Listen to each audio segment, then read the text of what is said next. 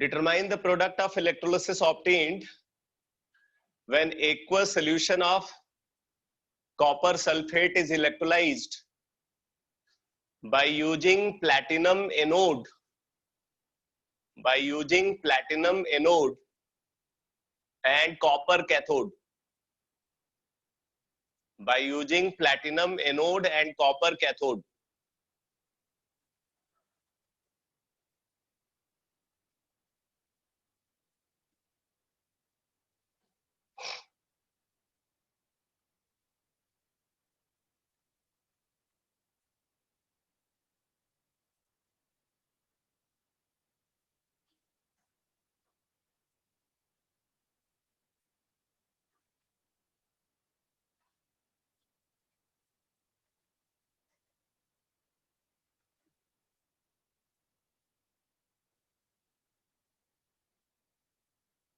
आपको एनोड का product, cathode का प्रोडक्ट ये बताना है, साथ में रेजिड्यू के फॉर्म में क्या मिलेगा वो भी बताना है।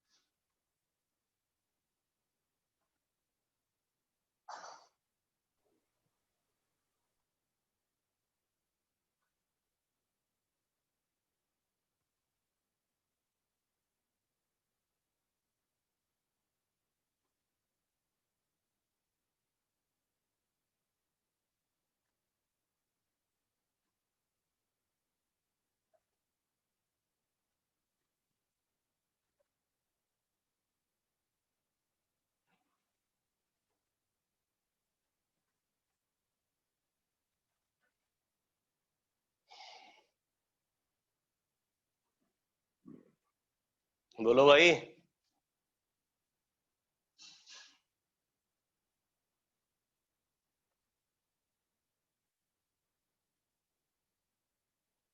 रिवीजन नहीं किया लगता है। देखो यहाँ पे कॉपर सल्फेट सोल्यूशन है, तो कॉपर सल्फेट आयनाइज होकर के कॉपर 2 पॉजिटिव और सल्फेट आयन प्रोड्यूस करेगा, और वाटर के आयनाइजेशन से प्रोड्यूस होगा H positive and OH negative. Anode यहाँ पे है प्लैटिनम और कैथोड है कॉपर।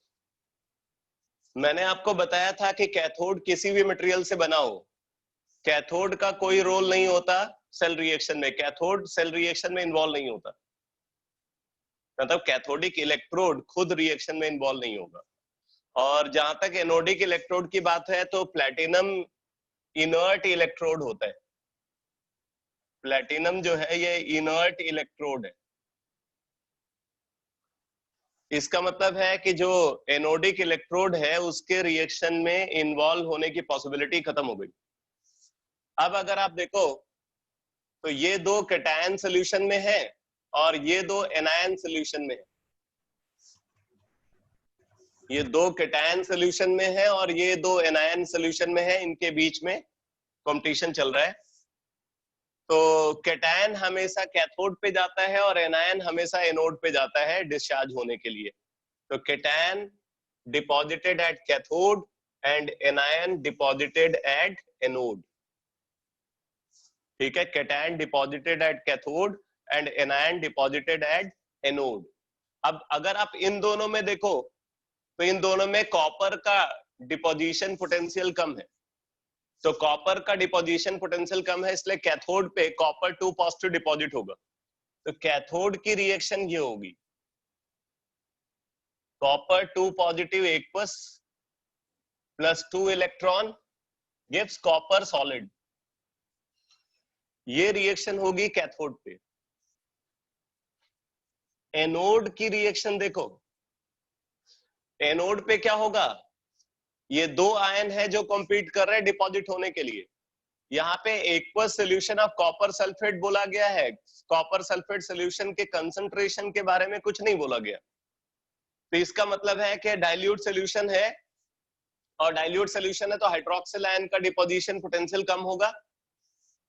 अगर हाइड्रोक्सिल आयन का डिपोजिशन पोटेंशियल कम है तो ऐसे सिचुएशन में एनोड पे हाइड्रोक्सिल आयन डिपॉजिट होगा।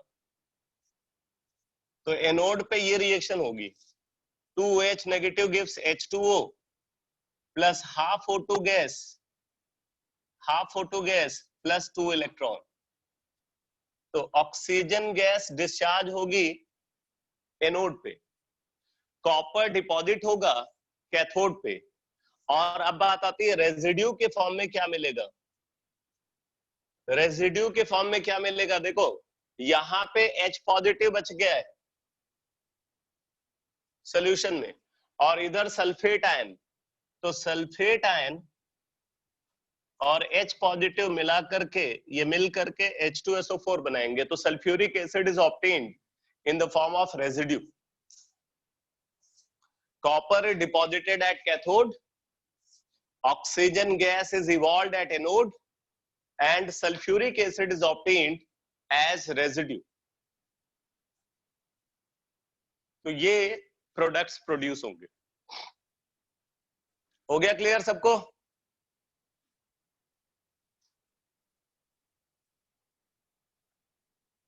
ये एग्जांपल समझ में आ गया।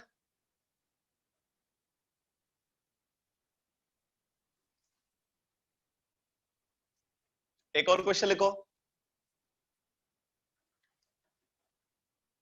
Determine the product of electrolysis obtained,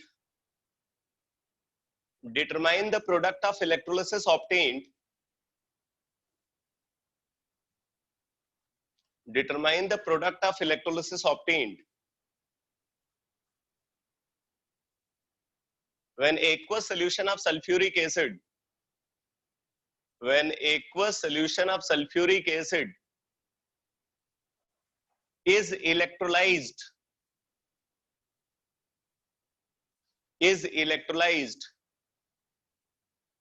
by using inert electrode,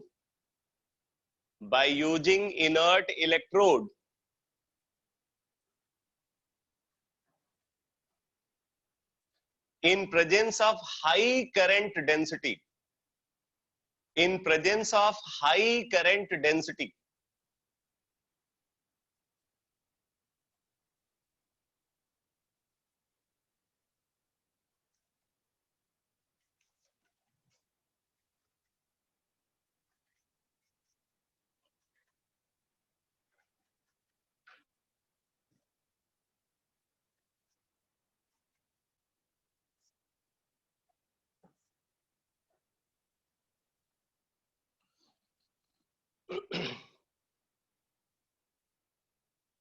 aqueous solution of sulfuric acid,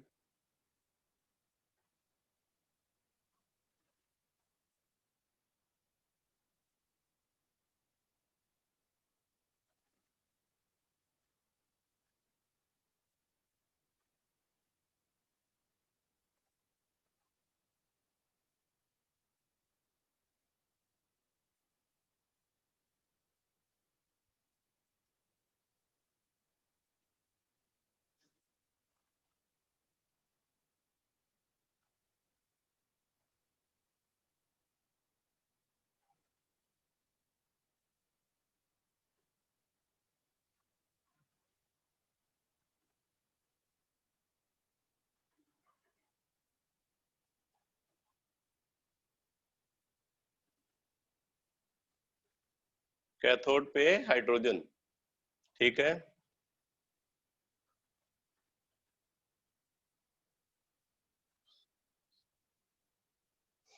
anode पे H2O8 2 नेगेटिव, ठीक है ठीक है।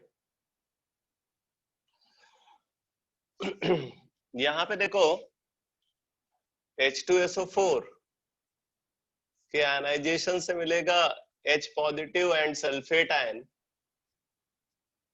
वाटर के आयनाइजेशन से मिलेगा H पॉजिटिव और OH नेगेटिव।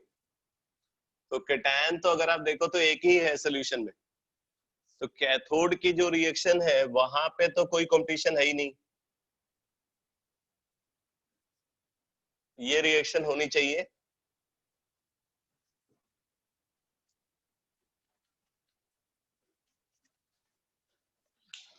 अब एनोड की रिएक्शन को अगर आप देखो तो यहाँ पे हाई करंट डेंसिटी की बात की गई है।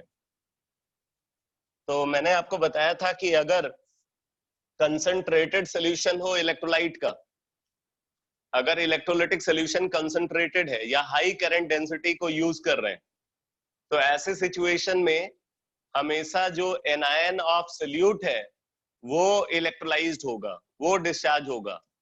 तो सल्फेट आयन का यहाँ पे सल्फेट आयन ऑक्सीडाइज होना चाहिए एट एनोड। तो एनोड की रिएक्शन ये होगी, 2 sulphate ion gives H2O8 2 negative plus 2 electron. ये पर ऑक्सो डाइसल्फेट आयन यानी कि मार्सलेट आयन का फॉर्मेशन होगा। तो 2 sulphate ion gives H2O8 2 negative plus 2 electron. अच्छा, एक इंटरेस्टिंग बात मैं आपको बता दूं कि इसमें जो है इस रिएक्शन में सल्फर रिडॉक्स चेन में इन्वॉल्व नहीं है, क्योंकि सल्फर की ऑक्सीडेशन स्टेट दोनों साइड में +6 है। यहाँ पे रिडॉक्स चेन में इन्वॉल्व है ऑक्सीजन, इधर सारे ऑक्सीजन ऑक्साइड के फॉर्म में है, यहाँ पे 2 ऑक्सीजन परऑक्साइड के फॉर्म में है, यानी कि ऑक्सीजन -2 ऑक्सीडेशन स्टेट से -1 ऑक्सीडेशन स्टेट में कन्वर्ट हो रहा है। तो इस वजह से यहाँ पे इलेक्ट्रॉन रिलीज हो रहा है।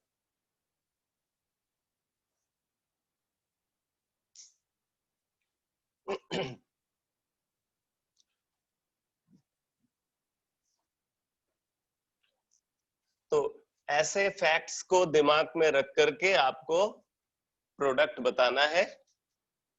मैंने जो भी टिपिकल केसेस हैं यहाँ पे वो सारे केसेस आपको बता दिए। अब मैं आगे प्रोसीड कर रहा हूं, नोट करो Faraday's law of electrolysis. Faraday's law of electrolysis, Faraday's law of electrolysis.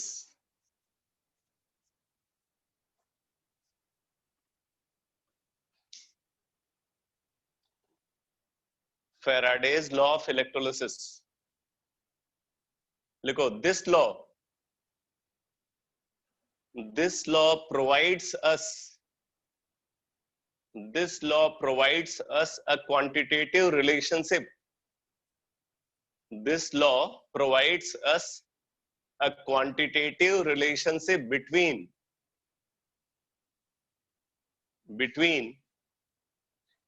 amount of substance discharged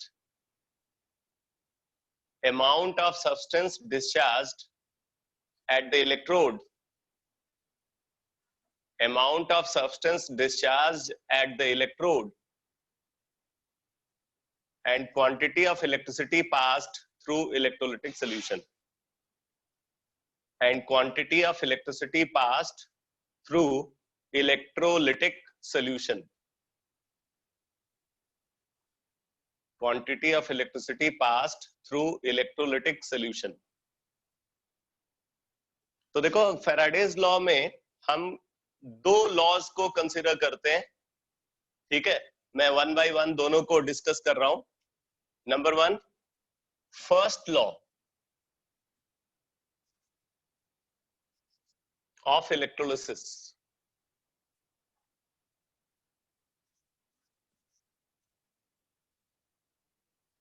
first law of electrolysis,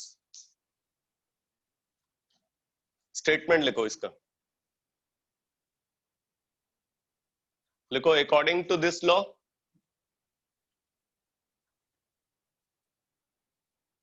according to this law,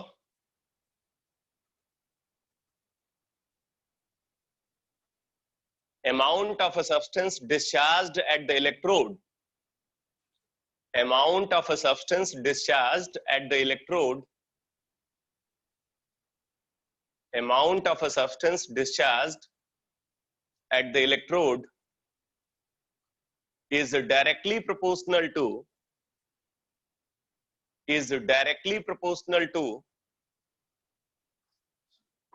amount of a substance discharged at the electrode is directly proportional to the quantity of electricity passed through the electrolytic solution. The quantity of electricity passed through the electrolytic solution.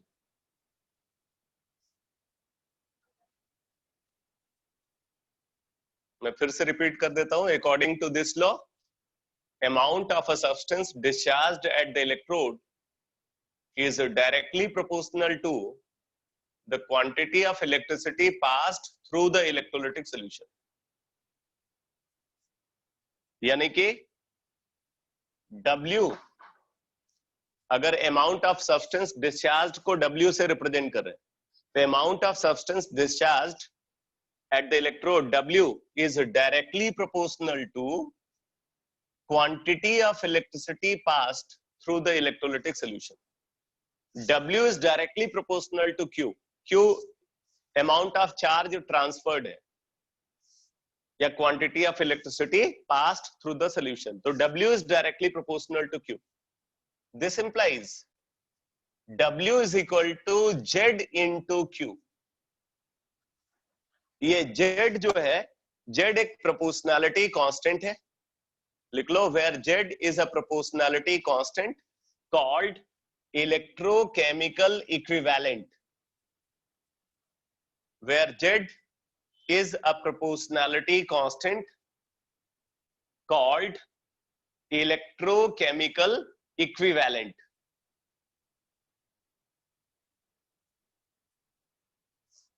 Z is a proportionality constant called electrochemical equivalent.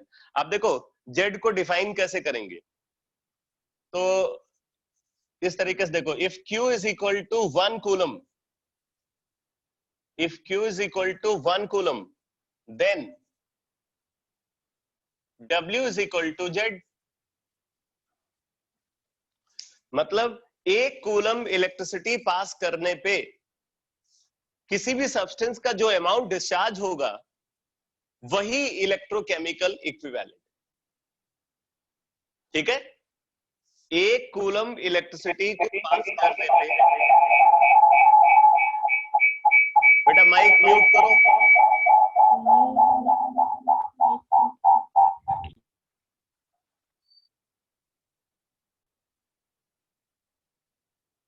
Mic mute करो। 1 coulomb electricity को पास करने पे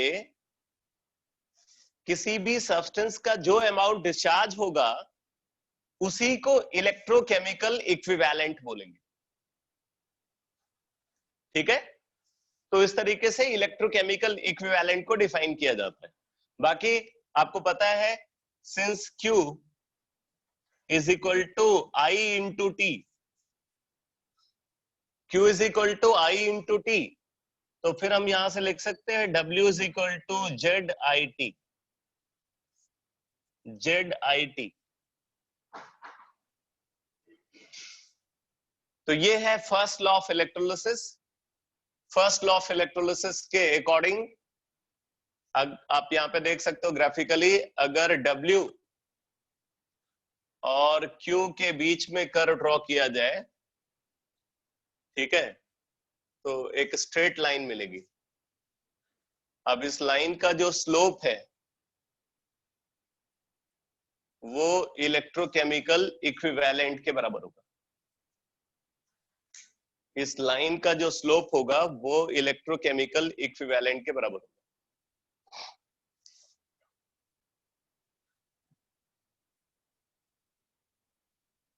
तो अब आप note करो second law of electrolysis. Second law of electrolysis,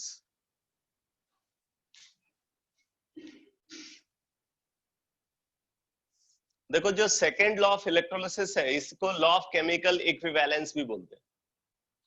तो पहले तो आप इसका स्टेटमेंट लिखो। सेकेंड लॉ ऑफ इलेक्ट्रोलिसिस का स्टेटमेंट लिखो। According to this law, according to this law,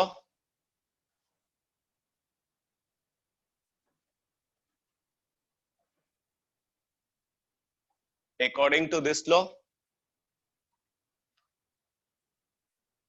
if same quantity of electricity is passed, if same quantity of electricity is passed, if same quantity of electricity is passed through different electrolytic solution, if same quantity of electricity is passed through different electrolytic solution, then amount of different substance discharged at the electrode, then amount of different substance discharged at the electrode, then amount of different substance discharged at the electrode is directly proportional to, is directly proportional to their equivalent masses, is directly proportional to their equivalent masses.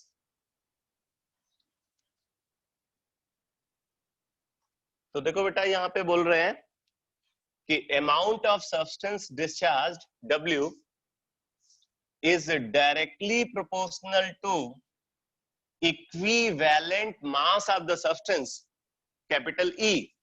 W is directly proportional to equivalent mass of the substance, capital E, if Q is constant.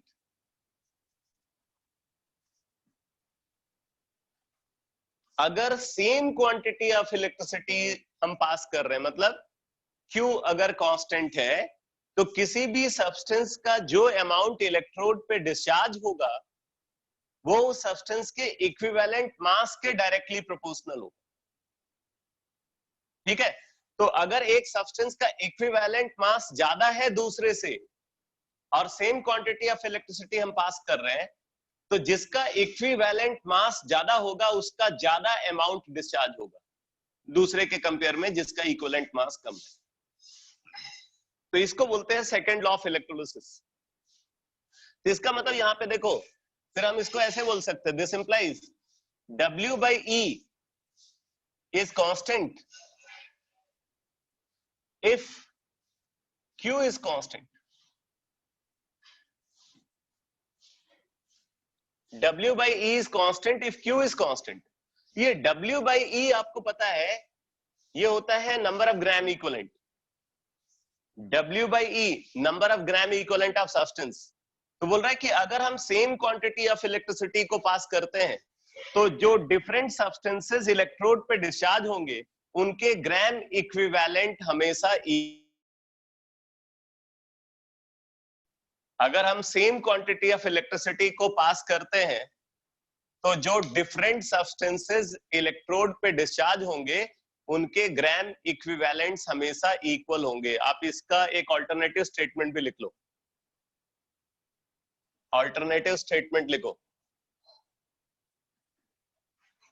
लिखो alternatively this can be stated as, alternatively this can be stated as, alternatively this can be stated as, if same quantity of electricity is passed, through different electrolytic solution, if same quantity of electricity is passed through different electrolytic solution, then number of gram equivalent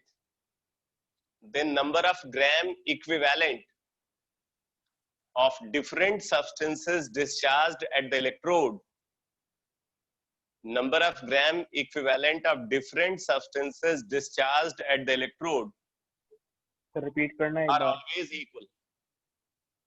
repeat कर देता हूं.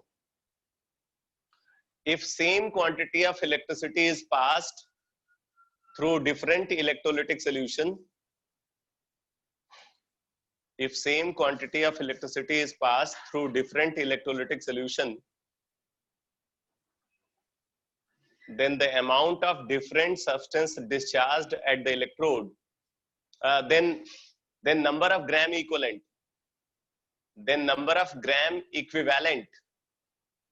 of different substance, then number of gram equivalent of different substance discharged at the electrode are always equal.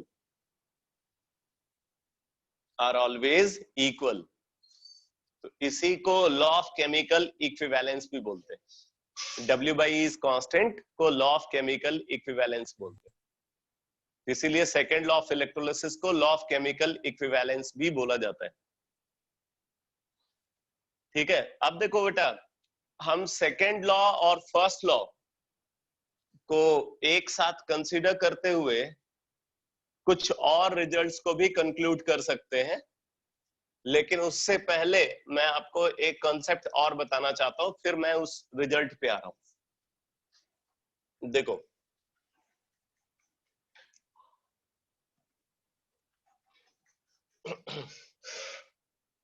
अगर हम एक half cell reaction को consider करें या एक रेडॉक्स रिएक्शन को कंसीडर करें, जैसे ये एक रेडॉक्स रिएक्शन है.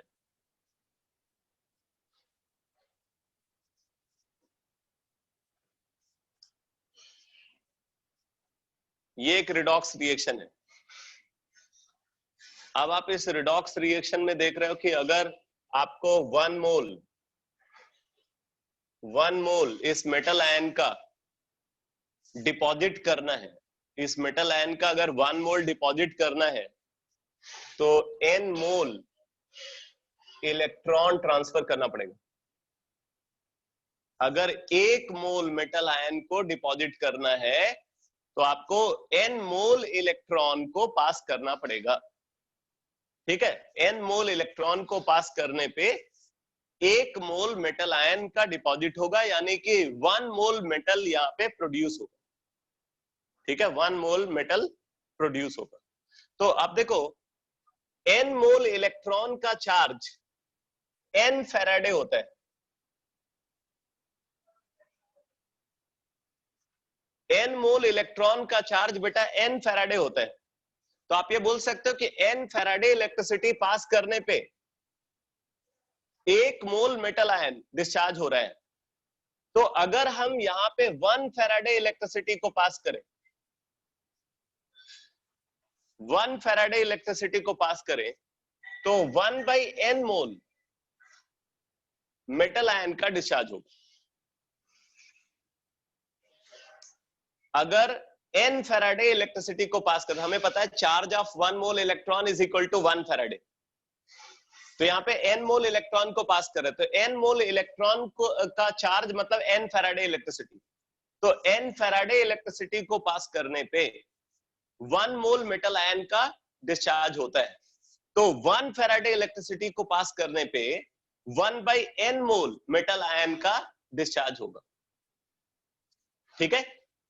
तो अब देखो, charge of 1 mole electron, charge of 1 mole electron is equal to charge of 1 gram equivalent electron. देखो बेटा, इलेक्ट्रॉन पे जो चार्ज है वो कितना है? 1 यूनिट नेगेटिव चार्ज है. तो एक तरीके से हम बोल सकते हैं इलेक्ट्रॉन का जो n फैक्टर है वो 1 है. तो इसका मतलब इलेक्ट्रॉन का 1 मोल इलेक्ट्रॉन के 1 ग्राम इक्विवेलेंट के बराबर होगा। इलेक्ट्रॉन का 1 मोल इलेक्ट्रॉन के 1 ग्राम इक्विवेलेंट के बराबर होगा, और ये वैल्यू 1 फैराडे के इक्वल है।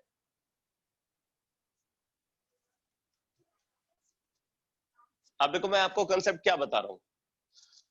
1 फैराडे इलेक्ट्रिसिटी पास करने का मतलब है कि 1 ग्राम इक्विवेलेंट को पास कर रहा है, और अगर हम इलेक्ट्रॉन का 1 ग्राम इक्विवेलेंट पास करते हैं तो उसके साथ जो दूसरा रिएक्टेंट इन्वॉल्व है उस ग्राम इक्विवेलेंट कंज्यूम होगा। अगर इलेक्ट्रॉन का 1 ग्राम इक्विवेलेंट कंज्यूम हो रहा है तो इसका भी 1 ग्राम इक्विवेलेंट कंज्यूम होगा। इसका मतलब है कि मेटल आयन का जो 1/n मोल है वो मेटल आयन के 1 ग्राम इक्विवेलेंट के बराबर है। इस मेटल आयन का 1/n मोल इसके 1 ग्राम इक्विवेलेंट के बराबर है। इसलिए बराबर है क्योंकि हम यहां पे 1 ग्राम इक्विवेलेंट को पास कर रहे हैं। तो 1 ग्राम इक्विवेलेंट को पास करने पे मेटल आयन का 1 ग्राम इक्विवेलेंट डिस्चार्ज होना चाहिए। यही लॉ ऑफ केमिकल इक्विवेलेंस है। लॉ ऑफ केमिकल इक्विवेलेंस ये बोलता है कि किसी भी केमिकल रिएक्शन में इन्वॉल्व सारे रिएक्टेंट के ग्राम इक्विवेलेंट्स हमेशा इक्वल होंगे। मतलब एक रिएक्टेंट का जितना ग्राम इक्विवेलेंट कंज्यूम होगा दूसरे रिएक्टेंट का भी उतना ही ग्राम इक्विवेलेंट कंज्यूम होगा, और प्रोडक्ट का भी उतना ही ग्राम इक्विवेलेंट प्रोड्यूस होगा। इसको लॉ ऑफ केमिकल इक्विवेलेंस बोलते हैं। ठीक है, तो हमने यहां से ये कंक्लूड किया कि अगर 1 फैराडे इलेक्ट्रिसिटी पास करते हैं तो इस मेटल आयन का 1/n मोल यानी कि 1 ग्राम इक्विवेलेंट डिस्चार्ज होगा। अब देखो इसके बेसिस पे आपसे क्वेश्चन ऐसे सीधे पूछा जा सकता है कि अगर मान लो एल्युमिनियम आयन सॉल्यूशन में है और वो कैथोड पे डिपॉजिट होता है, एल्युमिनियम आयन कैथोड पे डिपॉजिट होता है, तो 1 फैराडे इलेक्ट्रिसिटी को पास करने पे एल्युमिनियम आयन का कितना अमाउंट डिपॉजिट होगा? 1 फैराडे इलेक्ट्रिसिटी को पास करने पे एल्युमिनियम आयन का कितना अमाउंट डिपॉजिट होगा? 1/3 मोल। एकदम सही है, 1/3 मोल होना चाहिए, क्योंकि एल्युमिनियम आयन मतलब एल्युमिनियम 3 पॉजिटिव। तो n वैल्यू एल्युमिनियम आयन के केस में क्या हो जाएगा? 3। तो अगर 1 फैराडे इलेक्ट्रिसिटी को पास करे तो 1/3 मोल एल्युमिनियम आयन का डिपॉजिट होगा, यानी कि 9 ग्राम एल्युमिनियम आयन का डिपॉजिट होगा, क्योंकि उसका फॉर्मूला वेट 27 है।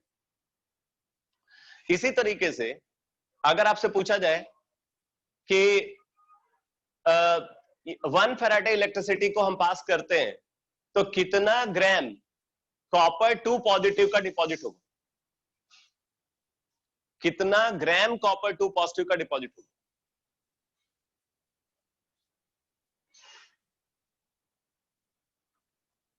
0.5 मोल। 0.5 मोल मतलब 0.5 मल्टीप्लाइड बाय उसका एटॉमिक वेट। तो एटॉमिक वेट क्या हो जाएगा? 63.5। 0.5 इंटू 63.5। ठीक है, तो इस तरीके से आप इस इंफॉर्मेशन को यूज कर सकते हो। अब आप नोट करो,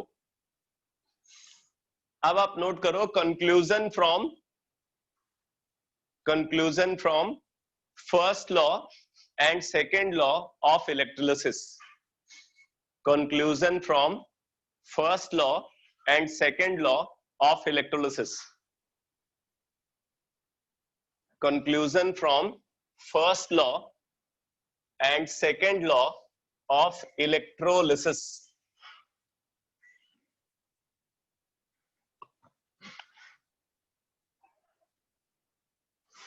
देखो बेटा,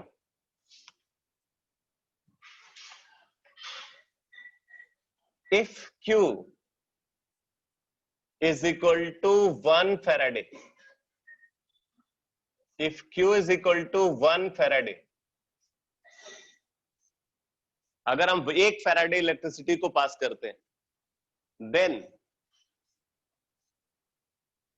W by E is equal to 1 gram equivalent. अब ये कैसे लिखा?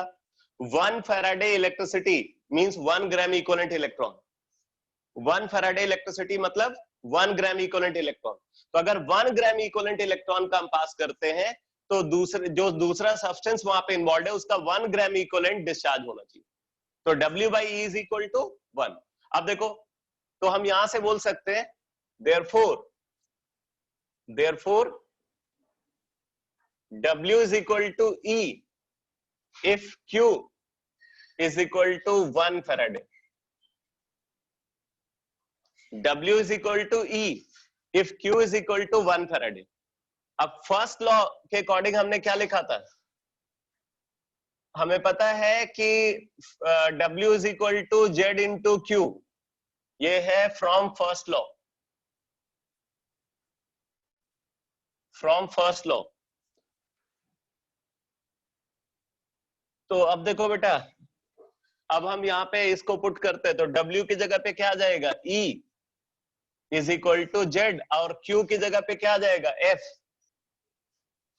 तो E इज इक्वल टू आ गया बेटा Z इंटू F। तो यहां से Z आ जाएगा Z is equal to E by F। Z is equal to E by F, यानी कि E upon F value coulomb के टर्म्स में अप्रोक्सीमेटली 96,500 कूलम होता है। तो Z is equal to E upon 96,500। ये है इलेक्ट्रोकेमिकल इक्विवेलेंट। तो किसी भी सब्सटेंस का जो इलेक्ट्रोकेमिकल इक्विवेलेंट होगा वो उसका इक्विवेलेंट मास अपॉन 96,500 के बराबर होगा। ठीक है, तो अब देखो, अब हम यहाँ पे Z की जगह पे, इसमें Z की जगह पे ये पुट कर देते जो अभी हमने यहाँ पे निकाला है। तो क्या आ जाएगा? देखो, this implies W is equal to E into Q by F।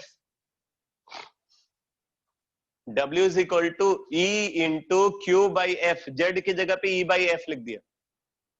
तो देखो बेटा, इसको हम ये भी लिख सकते हैं, this is equal to EIT upon F, क्योंकि Q is equal to I into T होता है। तो EIT अपॉन F। अब देखो बेटा, इसको हम ये भी लिख सकते हैं, E equivalent mass is equal to molecular mass upon valency factor. तो हम इसको ये भी लिख सकते हैं MIT अपॉन NF।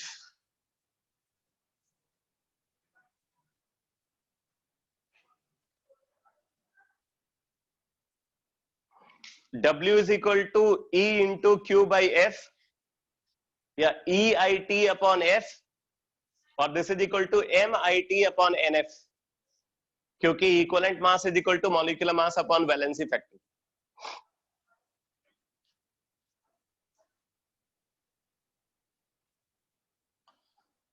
अब देखो, इसी से रिलेटेड एक और टर्म को हम यहाँ पे डिफाइन करते हैं जो फैराडेज लॉ ऑफ इलेक्ट्रोलिसिस के ही डिस्कशन में आता है। देखो, करंट एफिशिएंसी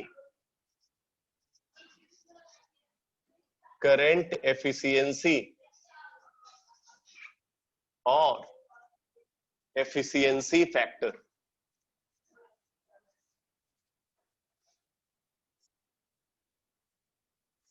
करंट एफिशिएंसी और एफिशिएंसी फैक्टर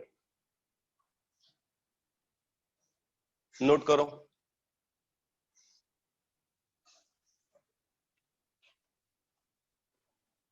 लिखो डेफिनेशन इसकी,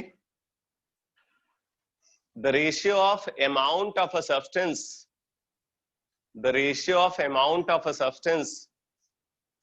actually deposited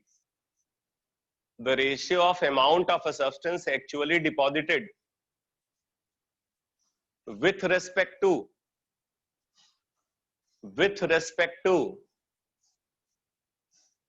the maximum amount of the substance with respect to the maximum amount of the substance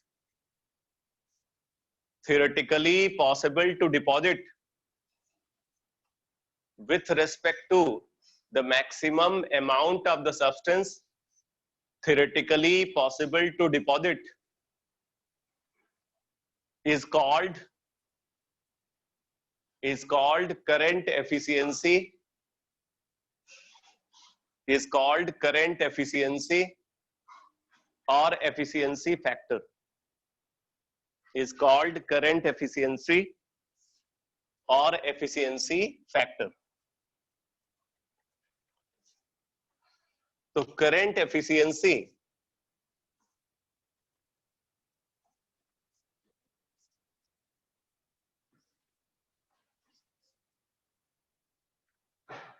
को नीटा से रिप्रेजेंट करते हैं।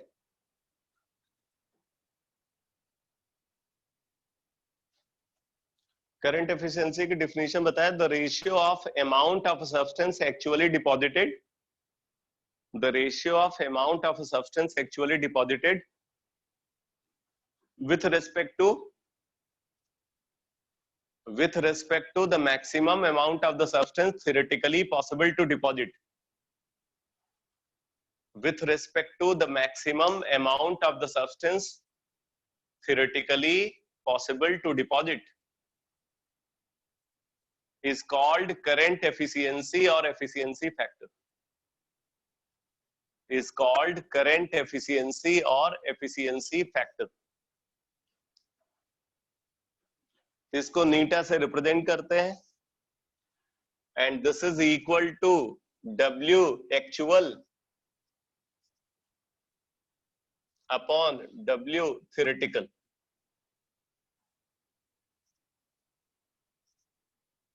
ये जो हमने यहाँ पे लिखा हुआ है बेटा, ये W थ्योरेटिकल है।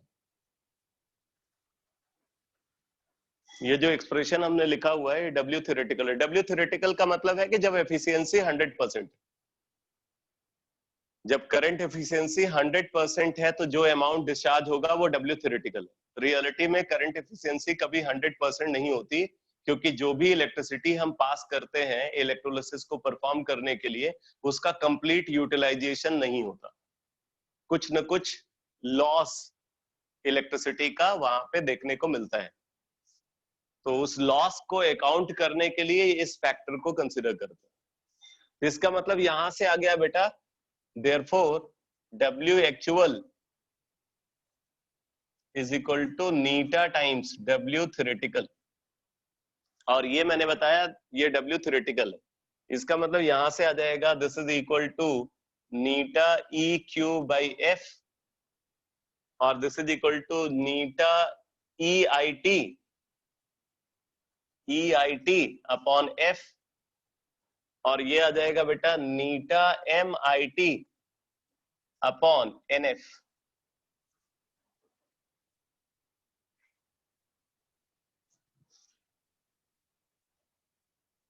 करंट एफिशिएंसी के साथ। अब यहां पे आपको एक बात का ध्यान देना है कि अगर प्रॉब्लम में करंट एफिशिएंसी गिवन है तभी आपको इसको कंसीडर करना है। अगर नहीं गिवन है तो आप इसको 1 मान करके, नीटा को 1 यानी कि परसेंटेज एफिशिएंसी 100% मान करके आपको एनालिसिस करनी। नहीं गिवन है तो नीटा 1 ले लोगे, और गिवन है तो जो वैल्यू गिवन है वो यूज करना।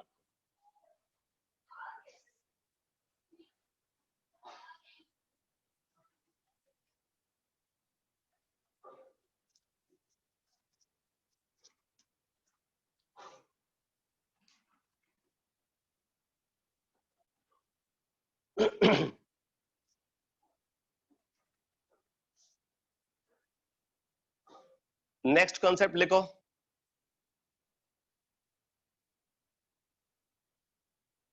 Faraday's law of electrolysis. Faraday's law of electrolysis in terms of volume of gaseous substance evolved. Faraday's law of electrolysis in terms of volume of gaseous substance evolved.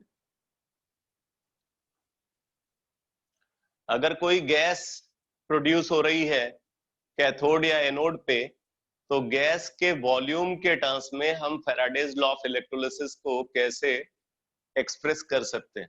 तो देखो, इसके लिए आपको करना क्या है,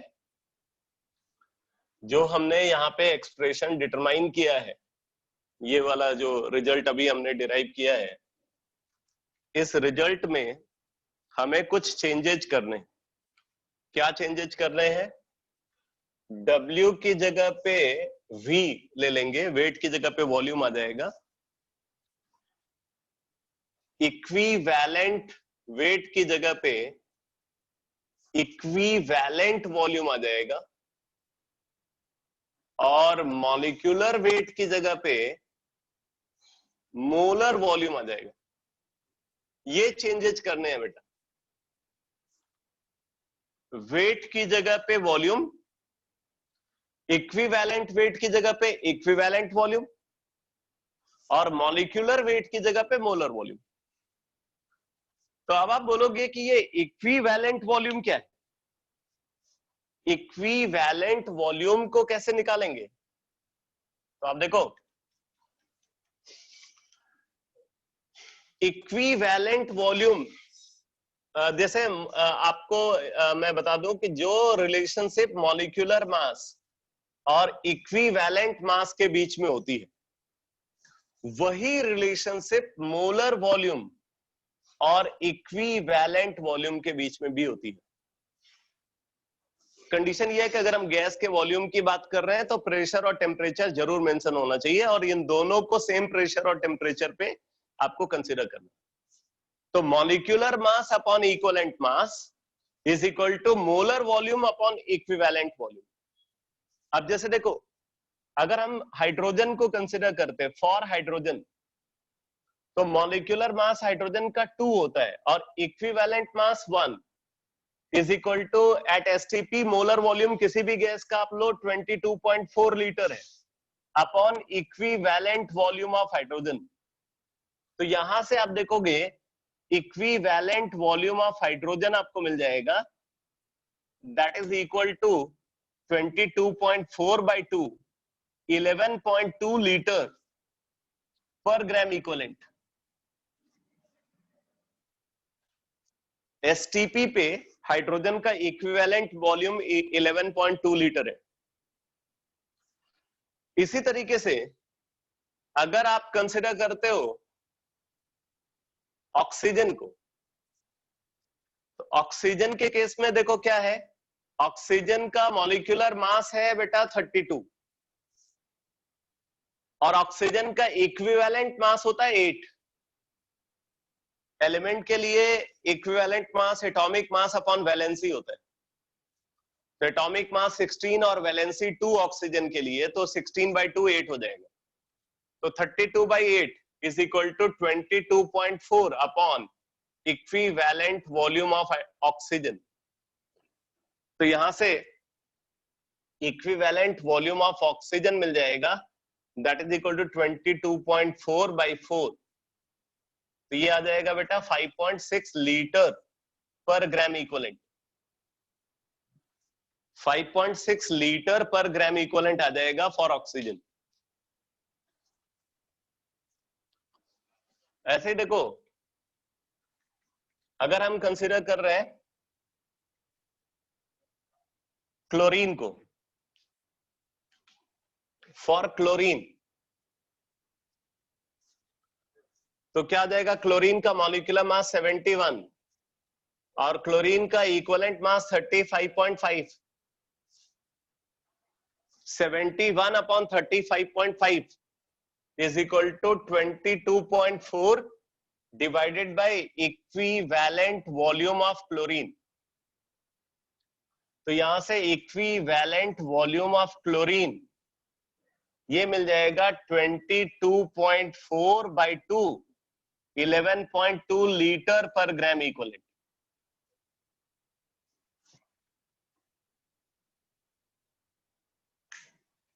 जरा नाइट्रोजन के लिए निकालना है equivalent volume at STP. Equivalent volume of nitrogen eight STP क्या होगा?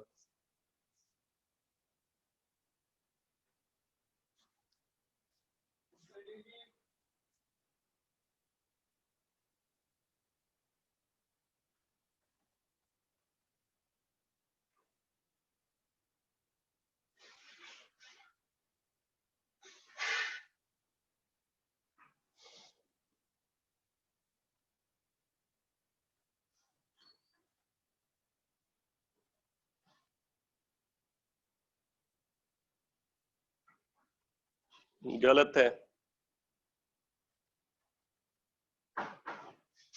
ये भी गलत है,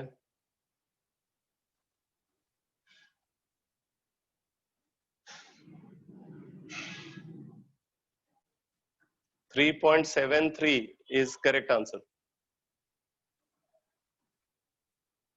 3.73 is correct answer.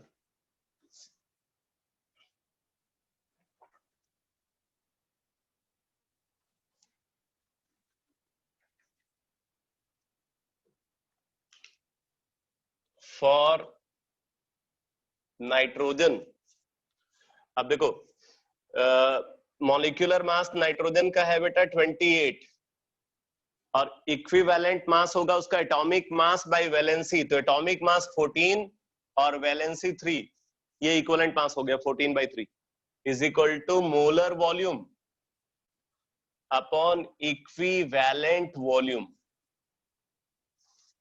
तो equivalent volume of nitrogen is equal to 22.4 divided by, यहां से देखो तो ये 6 आ जाएगा, 22.4/6, तो ये आ जाएगा बेटा 3.73 लीटर पर gram equivalent approximately.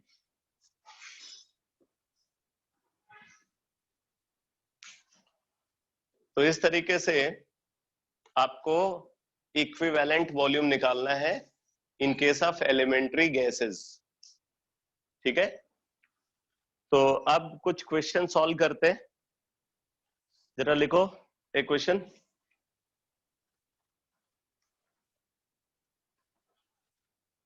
Calculate the quantity of electricity. अच्छा एक चीज और बेटा, मैंने इलेक्ट्रोकेमिस्ट्री की जो डीपीपीज हैं और इलेक्ट्रोकेमिस्ट्री की असाइनमेंट उसको अपलोड करा दिया है मिडजी ऐप पे, वो ऐप जिसपे आप टेस्ट देते हो, जहां पे आपको बुकलेट आपको मिलता है, वहीं पे जो है मैंने इसको अपलोड करा दिया है।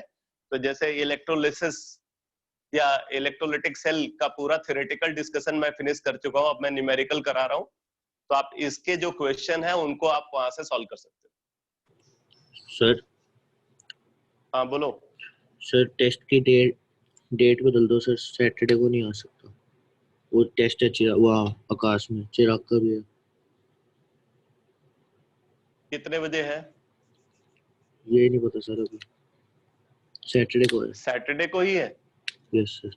तो संडे रख लें? और संडे रख लो सर। संडे रख लें इवनिंग में सेम टाइम। Yes sir. हाँ आकाश बोलो। संडे को मेरा टेस्ट है। संडे को तुम्हारा टेस्ट होता है, कितने बजे होता है? इवनिंग में 3 to 6। 3 to 6 टेस्ट होता है? हाँ सर, वो आरटीएस है ना। फ्राइडे को रख लें? Yes sir. ऐसा करते हैं, फ्राइडे को क्लास टाइमिंग में टेस्ट रख देते हैं और सैटरडे को मैं क्लास ले लूंगा। सर फ्राइडे को पढ़ना भी तो है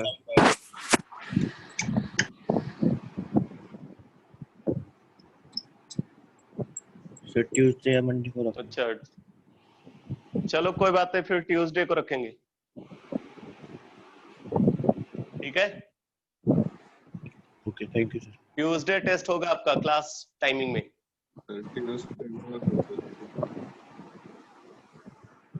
कल वाला ट्यूसडे नहीं, अगला वाला ट्यूसडे। हाँ सर वही कह रहा हूँ। हाँ हाँ वही मैं भी कर रहा हूँ।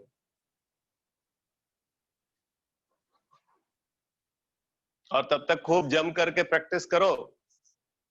आइसोमेरिज्म में मार्क्स अच्छे नहीं आए हैं आप लोगों के, और कुछ लोग तो भागी खड़े हुए, टेस्ट ही नहीं दिया। तो जिन्होंने टेस्ट नहीं दिया उनको भी बोल रहा हूँ, और जिनके मार्क्स कम आए उनको भी, जिनके मार्क्स अच्छे आए उनको भी, सबको बोल रहा हूँ कि खूब प्रैक्टिस करो और ट्यूसडे को टेस्ट रखते हैं, ठीक है। तो क्वेश्चन लिखो।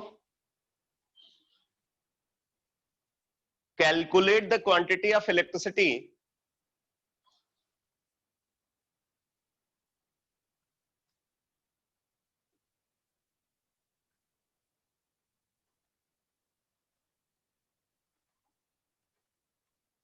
हाँ, आप व्हाट्सएप कर सकते हो जो भी आपके क्वेश्चन है, और अगर ज्यादा क्वेश्चन होंगे तो एक एक्स्ट्रा क्लास लेकर के जो है फिर उसको ले लेंगे। ठीक है, अगर आपके नंबर ऑफ क्वेश्चन ज्यादा है, काफी सारे डाउट्स हैं आप लोगों के कंबाइंड एक किसी एक बुक से, तो हम जो है पूरा जो है उसके लिए एक कॉमन डाउट सेशन भी रख सकते हैं।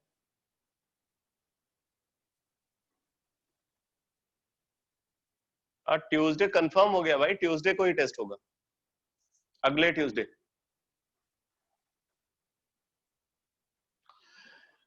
तो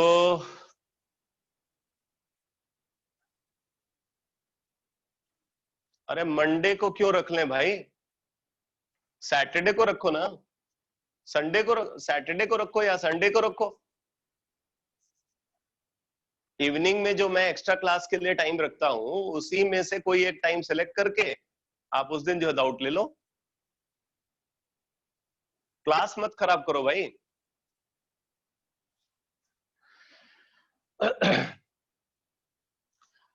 तो नोट करो question, calculate the quantity of electricity, calculate the quantity of electricity, calculate the quantity of electricity that would be required, calculate the quantity of electricity that would be required to reduce, that would be required to reduce 12.3 gram of nitrobenzene,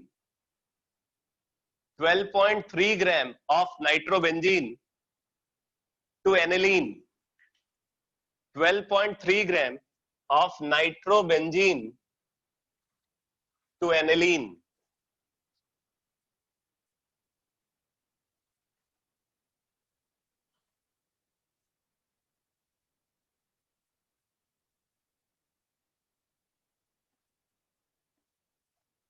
Calculate the quantity of electricity that would be required to reduce 12.3 gram of nitrobenzene to aniline if the current efficiency for the process, if the current efficiency for the process is 50%, if the current efficiency for the process is 50%, and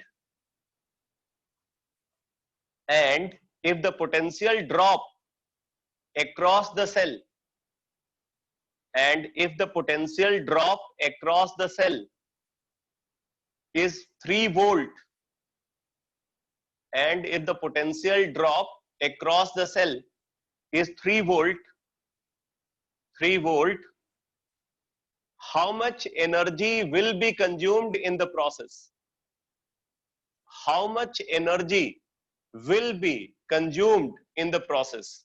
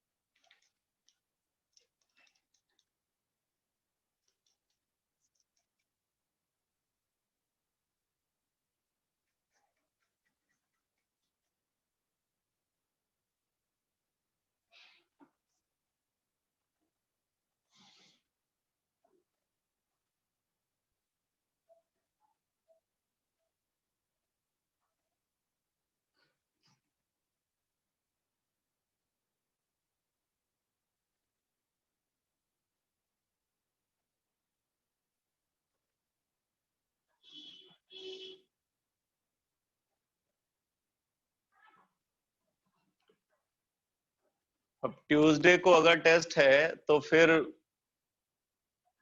Monday रखा जा सकता है।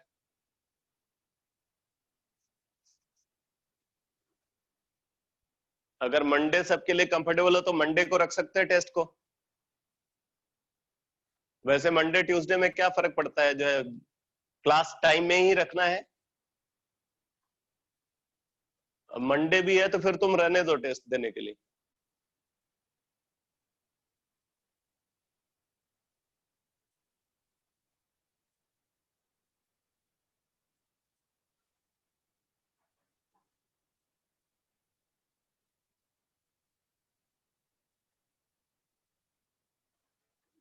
कोई बात नहीं, फिर हम उसको ट्यूसडे को ही रखेंगे।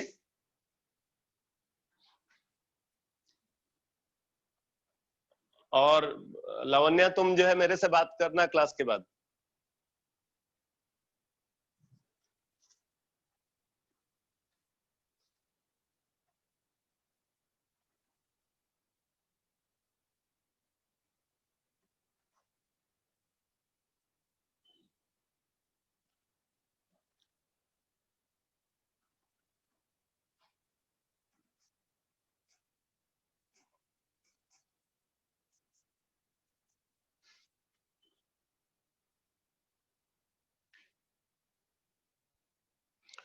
तो यहाँ पे बोला गया बेटा 12.3 ग्राम नाइट्रोबेंजीन का यूज कर रहे हैं।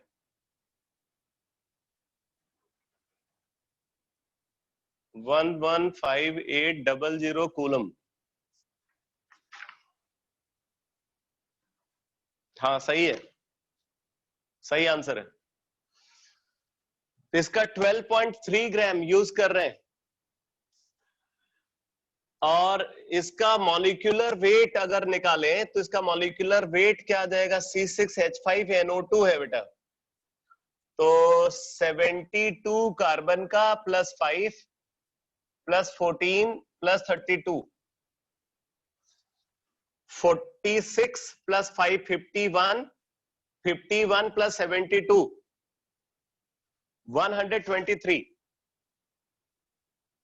123 मॉलिक्यूलर वेट है नाइट्रोबेंजीन का।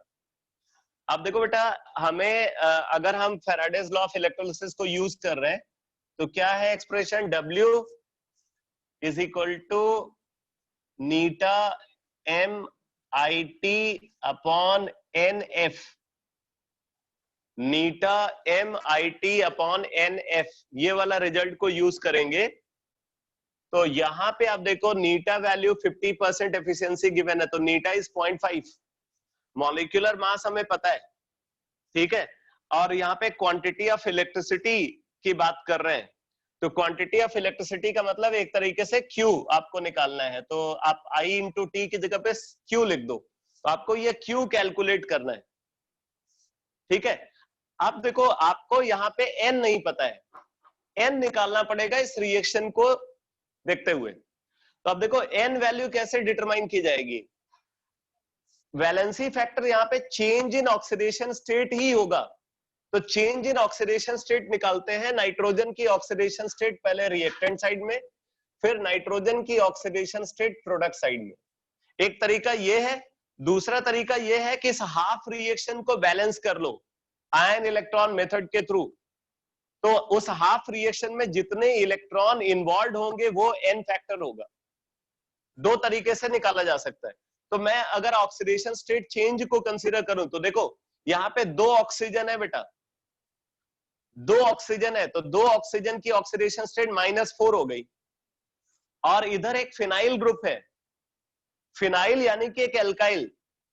एल्काइल के ऑक्सीडेशन स्टेट के रिगार्डिंग रूल ये होता है कि कोई भी एल्काइल ग्रुप को अगर वो इलेक्ट्रोनेगेटिव एटम से डायरेक्टली कनेक्टेड है तो उसकी ऑक्सीडेशन स्टेट +1 होगी। कोई भी एल्काइल ग्रुप अगर इलेक्ट्रोनेगेटिव एटम से डायरेक्टली कनेक्टेड है तो उसकी ऑक्सीडेशन स्टेट +1 होगी। तो देखो 2 ऑक्सीजन का -4 और इस फिनाइल का +1, तो -4 एंड +1 क्या आ गया, -3। और ये एक कंपाउंड है, कंपाउंड की नेट ऑक्सीडेशन स्टेट 0 होनी चाहिए। तो नाइट्रोजन की ऑक्सीडेशन स्टेट यहाँ पे +3 होगी, तो नेट चार्ज 0 होगा। तो नाइट्रोबेंजीन में नाइट्रोजन की ऑक्सीडेशन स्टेट +3 है। अब देखो एनिलीन में नाइट्रोजन की ऑक्सीडेशन स्टेट क्या है, कैसे निकालेंगे। देखो 2 हाइड्रोजन यहाँ पे है, तो 2 हाइड्रोजन का +2 हो गया। और फिनाइल ग्रुप का +1, तो +2 एंड +1 +3, तो नाइट्रोजन का यहां पे होगा बेटा -3। तो नाइट्रोजन की ऑक्सीडेशन स्टेट कहां से कहां चेंज हो रही है? +3 से -3। तो change in oxidation state, change in oxidation state of nitrogen is equal to 6। तो यहां पे n हो जाएगा 6, n 6 हो जाएगा बेटा, ठीक है। अब n अगर 6 आ गया तो अब वैल्यू को पुट करते, तो 12.3 is equal to 0.5 multiplied by 123 multiplied by Q divided by 6 into F। तो अब चाहे तो Q वैल्यू को इन टर्म्स ऑफ फैराडे सीधे एक्सप्रेस कर सकते हैं। तो Q इज इक्वल टू, देखो यहां पे आ जाएगा 12.3 into 6 into F upon 0.5 into 123। तो 12.3 और ये, तो ये आ गया बेटा 10 इंटू 0.5 5, तो 6/5, तो ये 1.2 फैराडे आ गया, 1.2 फैराडे। तो 1.2 फैराडे को कूलम में अगर कंसीडर करें तो 1.2 इंटू 96,500 कूलम, तो ये आ जाएगा 1.58, ये आ जाता है 1.158 इंटू 10⁵ कूलम, 1.158 इंटू 10⁵ कूलम आ जाता है। तो ये Q वैल्यू आ गई। अब आपसे एक पार्ट और है क्वेश्चन का, पूछा जा रहा है कि कितनी अमाउंट ऑफ एनर्जी कंज्यूम्ड होगी इन दिस प्रोसेस। तो amount of energy consumed during the process, एक तरीके से इलेक्ट्रिकल वर्क डन आपसे कैलकुलेट करने के लिए बोल रहे हैं। तो amount of energy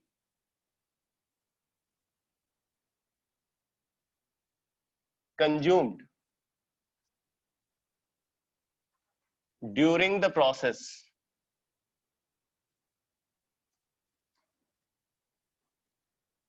that is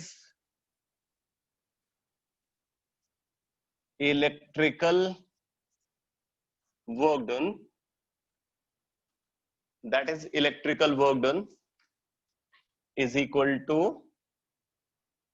amount of energy consumed during the process, that is electrical work done is equal to Q into V होगा बेटा, इलेक्ट्रिकल वर्क डन होगा Q into V। तो Q है 1.158 इंटू 10⁵, और potential drop यहाँ पे 3 volt given है, तो मल्टीप्लाइड बाय 3 जूल।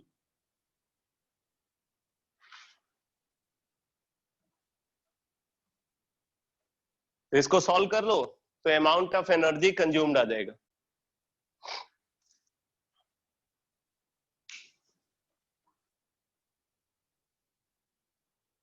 ये 3.5 क्या निकाला?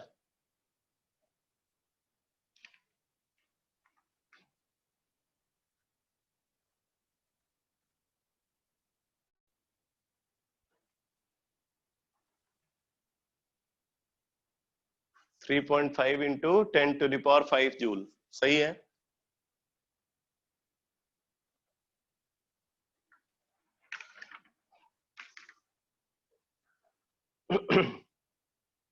एक और क्वेश्चन लिखो। 96.5 एम्पियर ऑफ करंट,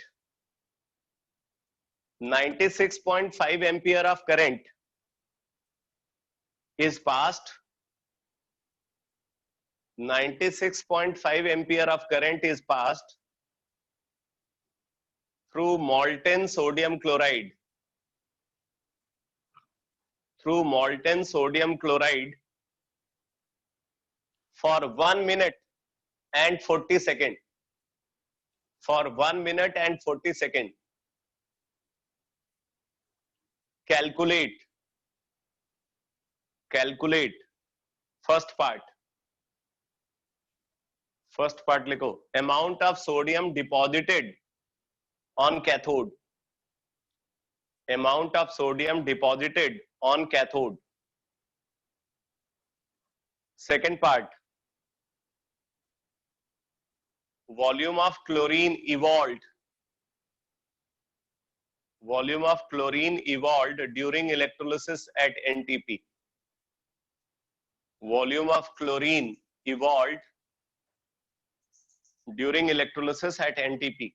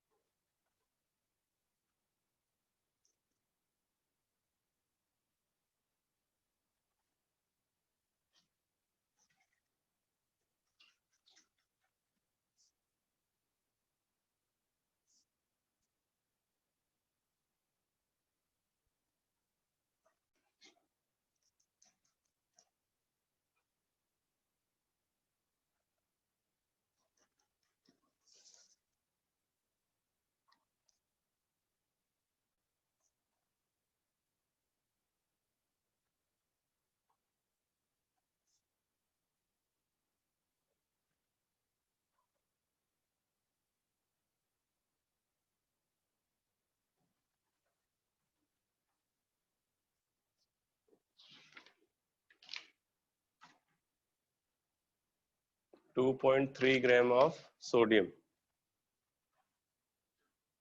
हाँ, ये सही आंसर है.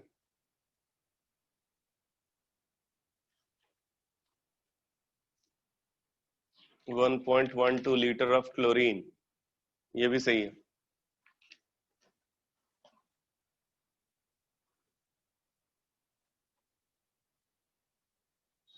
देखो यहाँ पे 96.5 एम्पियर ऑफ करंट को 100 सेकेंड के लिए पास कर रहे हैं. तो Q वैल्यू अगर आप देखो तो Q is equal to I into T. तो ये हो जाएगा 96.5 इंटू 100. ठीक है. अगर इसको फैराडे के टर्म्स में कन्वर्ट करना चाहते हो, ये तो कूलम के टर्म्स में है. अगर आप इसको फैराडे के टर्म्स में कन्वर्ट करना चाहते हो तो डिवाइडेड बाय 96,500, तो ये 0.1 फैराडे है बेटा. 0.1 फैराडे मतलब एक तरीके से 0.1 ग्राम इक्विवेलेंट इलेक्ट्रिसिटी को पास कर रहे हैं. तो ये W by E of sodium is equal to 0.1, क्योंकि 0.1 ग्राम इक्विवेलेंट इलेक्ट्रॉन को पास कर रहे हैं तो सोडियम का 0.1 ग्राम इक्विवेलेंट प्रोड्यूस होना चाहिए. तो W by E of sodium is equal to 0.1. तो W of sodium, amount of sodium deposited is equal to 0.1 multiplied by equivalent weight of sodium जो कि 23 है उसका एटॉमिक वेट. तो ये 2.3 ग्राम आ गया. और उधर हमें निकालना है वॉल्यूम ऑफ क्लोरीन इवॉल्व्ड. तो वॉल्यूम ऑफ क्लोरीन इवॉल्व्ड, तो ये वाला रिजल्ट यूज कर लो. V अपॉन VEQ of chlorine is equal to 0.1. Volume of chlorine produced upon equivalent volume of chlorine is equal to 0.1. So volume of chlorine gas evolved is equal to 0.1 multiplied by equivalent volume of chlorine जो कि है 11,200.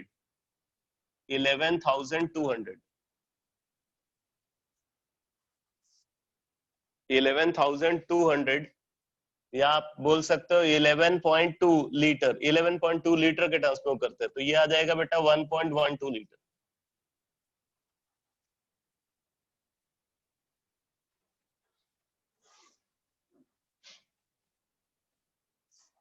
ठीक है, आप चाहो तो वो result भी यूज कर सकते हो, W is equal to MIT upon NF, या V is equal to VEIT upon F, तो उससे भी आपको यही रिजल्ट मिलेगा।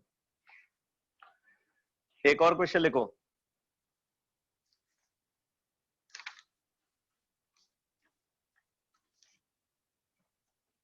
लिखो 48.25 ampere of current, 48.25 ampere of current, 48.25 ampere of current is passed through pure water for 1 minute.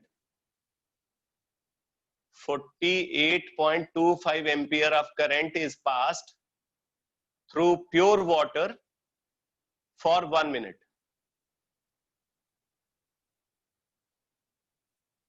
Calculate total volume of all the gases evolved. Calculate total volume of all the gases evolved in 1 minute.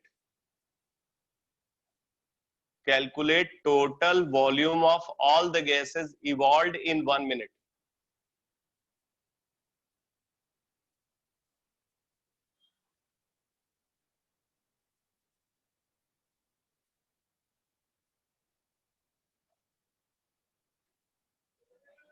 Pure water के electrolysis कर रहे हैं, तो जो भी gas produce होगी process में, उसका कितना वॉल्यूम 1 मिनट में प्रोड्यूस होगा।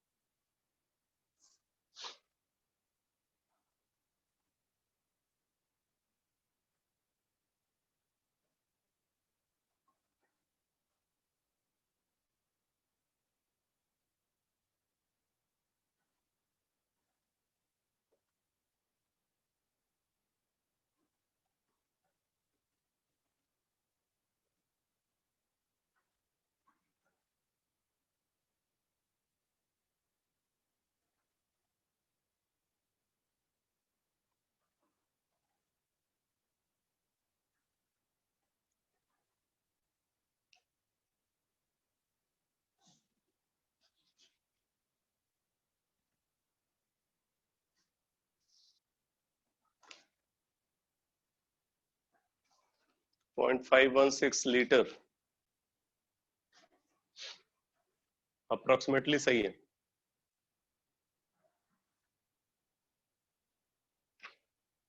यस, कैसे सॉल्व किया बेटा बताओ।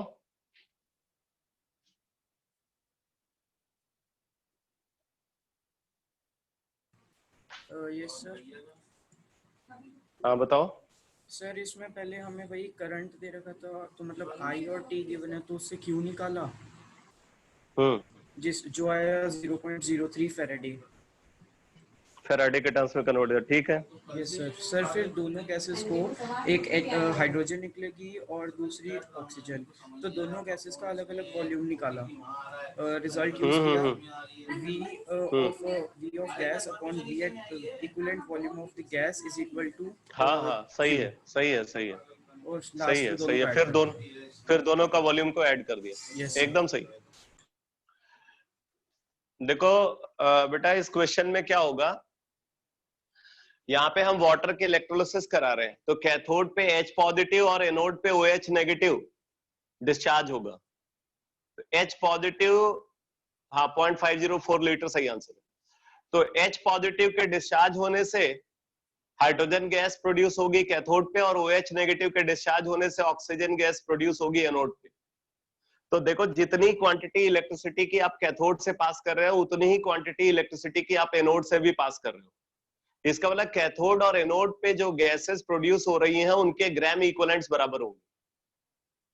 तो दोनों के ग्राम इक्विवेलेंट्स बराबर है, तो उससे दोनों का वॉल्यूम आ जाएगा, फिर टोटल वॉल्यूम दोनों के वॉल्यूम के सम के बराबर होगा।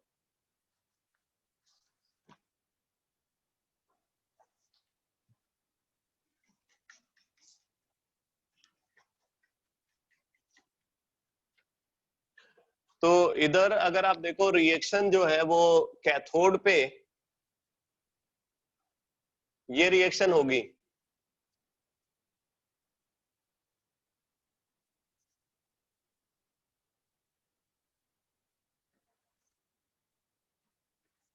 और एनोड पे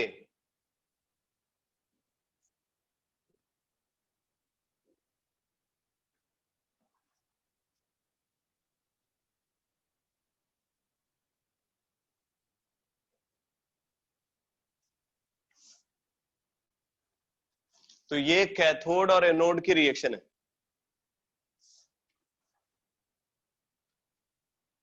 तो टोटल वॉल्यूम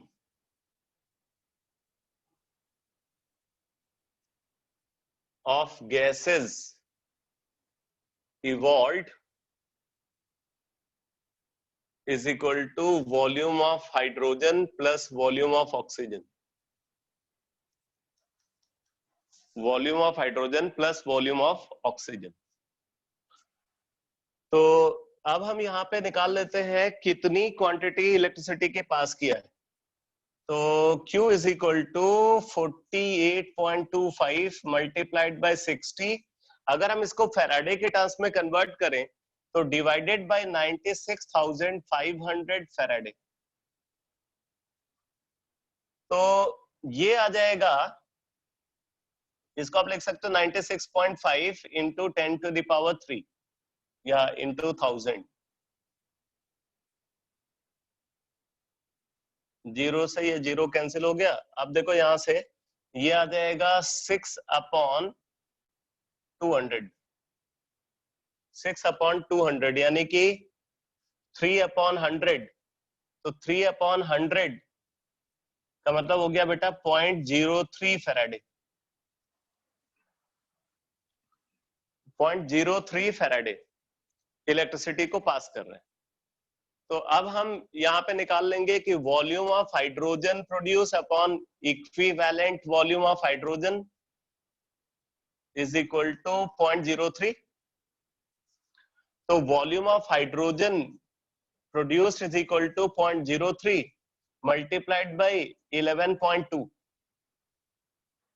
0.03 मल्टीप्लाइड बाय 11.2। इसी तरीके से volume of oxygen produce is equal to 0.03 multiplied by 5.6। Oxygen का इक्विवेलेंट वॉल्यूम 5.6 निकाला था और हाइड्रोजन का 11.2। तो ये आ गया बेटा। तो total volume is equal to 0.03 multiplied by 11.2 plus 5.6 litre. तो 0.03 मल्टीप्लाइड बाय 16.8 लीटर। तो ये 0.504 लीटर आ जाता है, यहां से सॉल्व करके आ जाता है 0.504 लीटर। सर आ गया समझ में सबको? हाँ बोलो। सर पिछले क्वेश्चन में अगर हम VIT वाले फॉर्मूले से निकालें, मतलब हाँ तो वॉल्यूम, आएगा, सर उसमें आएगा वॉल्यूम आएगा सेम मोलर वॉल्यूम डालनी है या इक्विवेलेंट वॉल्यूम? इक्विवेलेंट वॉल्यूम लेंगे। मोलर वॉल्यूम नहीं लेंगे सर, VM मतलब वी VIT। वी अरे VEIT upon F। Sir V क्यों लेंगे? अरे वी मतलब इक्विवेलेंट वॉल्यूम, अगर मोलर वॉल्यूम के टर्म्स में लेकर तो VMIT अपॉन NF। तो सर उससे सर अगर हम इसमें लगाएं V is equal to VIT by NF, क्या क्या लगाएं, फिर से बोलो। V is equal to VIT by NF मतलब deposited volume, evolved volume is equal to molar volume into IT by NF। तो इसमें मोलर वॉल्यूम है हाँ कि क्या ठीक है, इक्वल है? लगाओ। उससे तो मोलर डबल वॉल्यूम आता है, लोगे?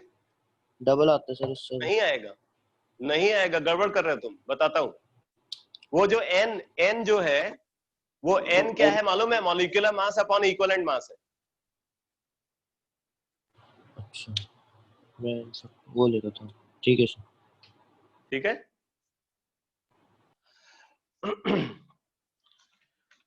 एक और क्वेश्चन लिखो, लिखो an acidic solution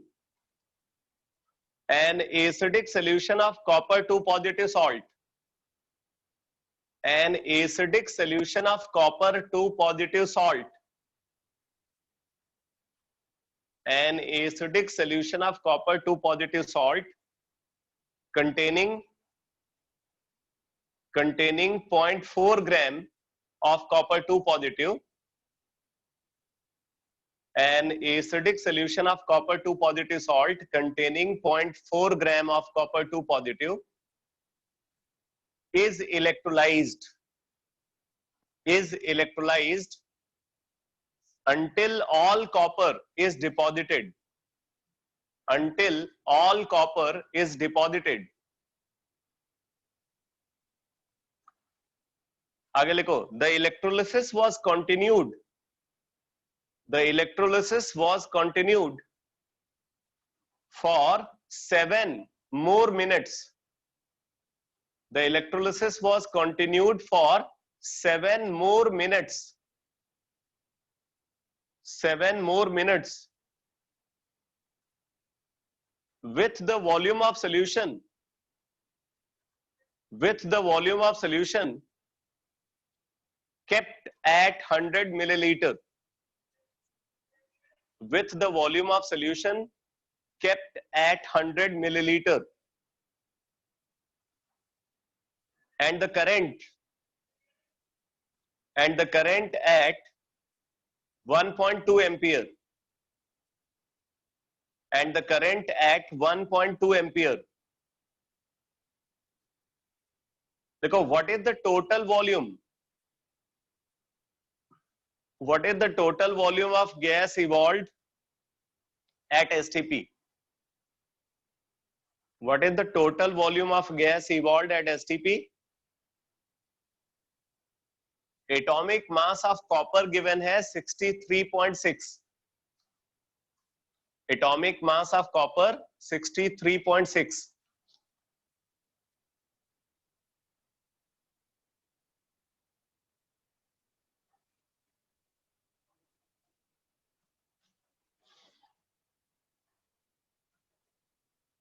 हाँ बोलता हूं मैं।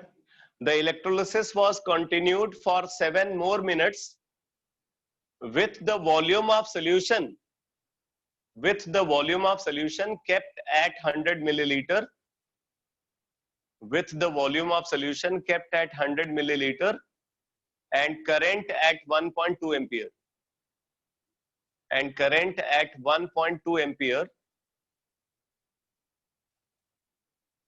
फिर पूछा गया what is the volume of total gases evolved at STP, what is the volume of total gases evolved at STP? Atomic mass of copper 63.6। अब पूरे प्रोसेस को समझो कि क्या क्या होगा यहाँ पे, लास्ट के 7 मिनट में क्या होगा और उससे पहले क्या होगा कैथोड और एनोड पे।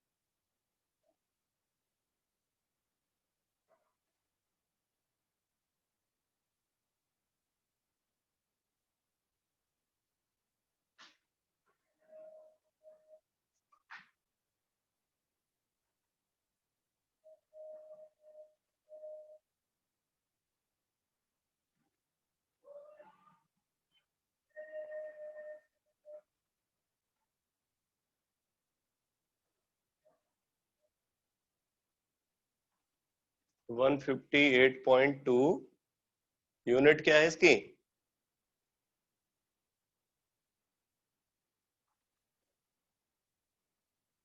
यूनिट क्या है बेटा?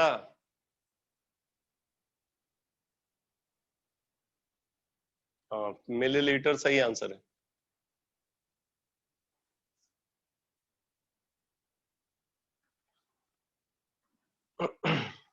वन 158.2 मिलीलीटर, ये सही आंसर है।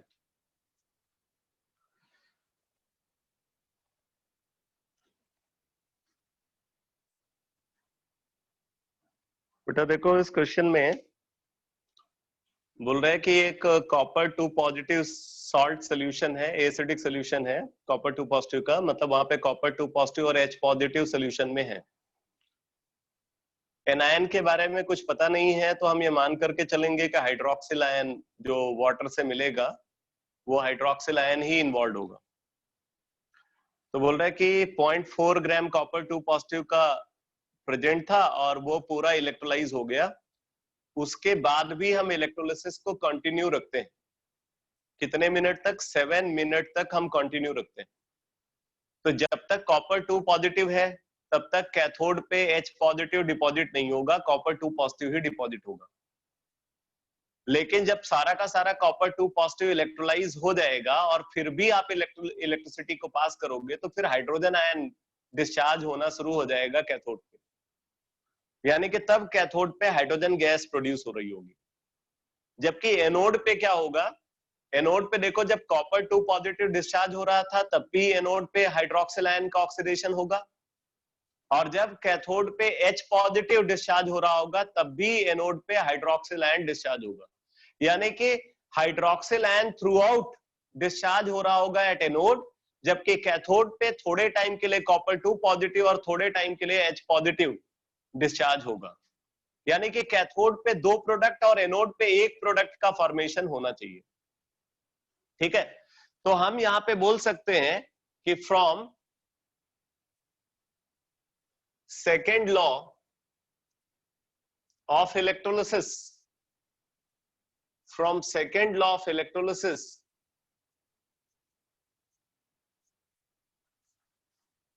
total gram equivalent of product produced at cathode is equal to total gram equivalent of product produced at anode। ये बोल सकते हैं सेकेंड लॉ ऑफ इलेक्ट्रोलिसिस के अकॉर्डिंग। तो total gram equivalent of product produced at cathode is equal to क्या हो जाएगा? Gram equivalent of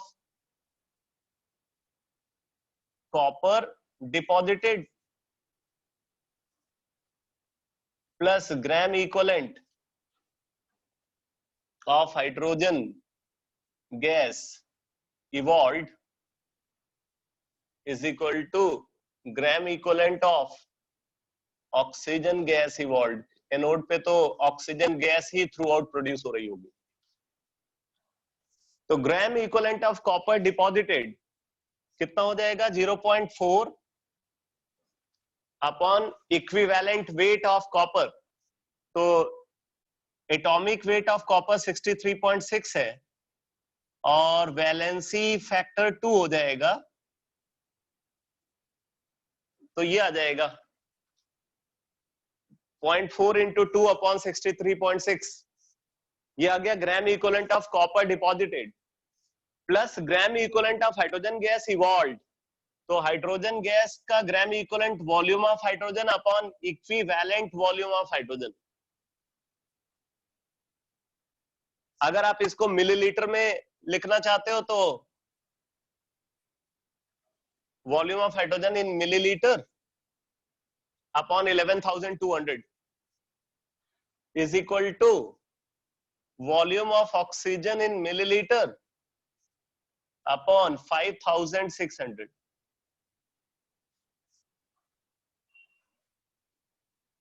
अभी आप देखो, यहां पे 2 अननोन है,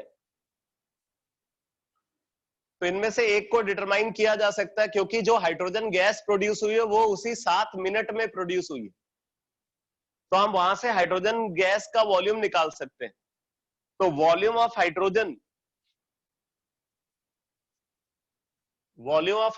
evolve is equal to VIT upon F, 11,200 multiplied by I 1.2 ampere multiplied by 7 minute में ये सब कुछ हो रहा है, तो 7 into 60 सेकेंड डिवाइडेड बाई 96,500, तो ये आ जाएगा बेटा मिलीलीटर में वैल्यू हाइड्रोजन के लिए। और फिर हाइड्रोजन के लिए अगर आप वॉल्यूम निकाल लेते हो तो उस वॉल्यूम को यहां पे पुट करके ऑक्सीजन का वॉल्यूम निकाल लोगे।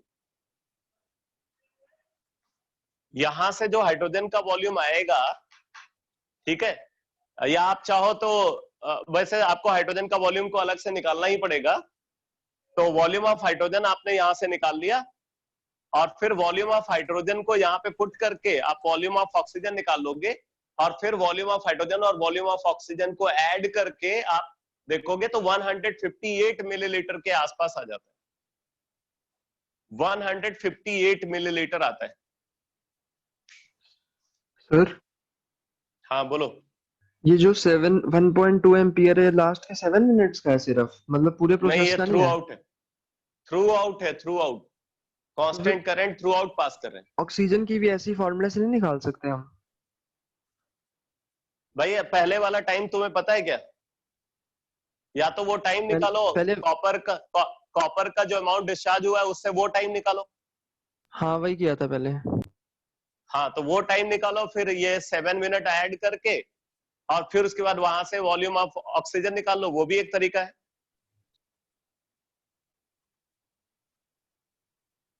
ओके आया सर। समझ में? Yes sir.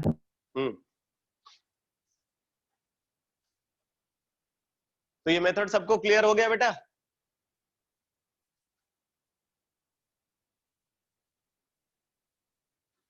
ये मेथड समझ में आ गया सबको?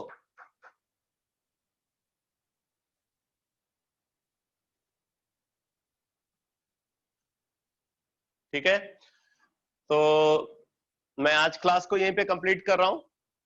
नेक्स्ट क्लास में कुछ और न्यूमेरिकल्स कराऊंगा, लॉ ऑफ इलेक्ट्रोलिसिस पे बेस्ड, थोड़ी और वैरायटी न्यूमेरिकल्स की देखेंगे। और फिर उसके बाद मैं अगला कंसेप्ट को स्टार्ट करूंगा जिसको बोलते हैं कंडक्टेंस मेजरमेंट, इलेक्ट्रोकेमिस्ट्री का सेकंड कॉन्सेप्ट। ठीक है, तो उसको डिस्कस करेंगे। ओके बेटा।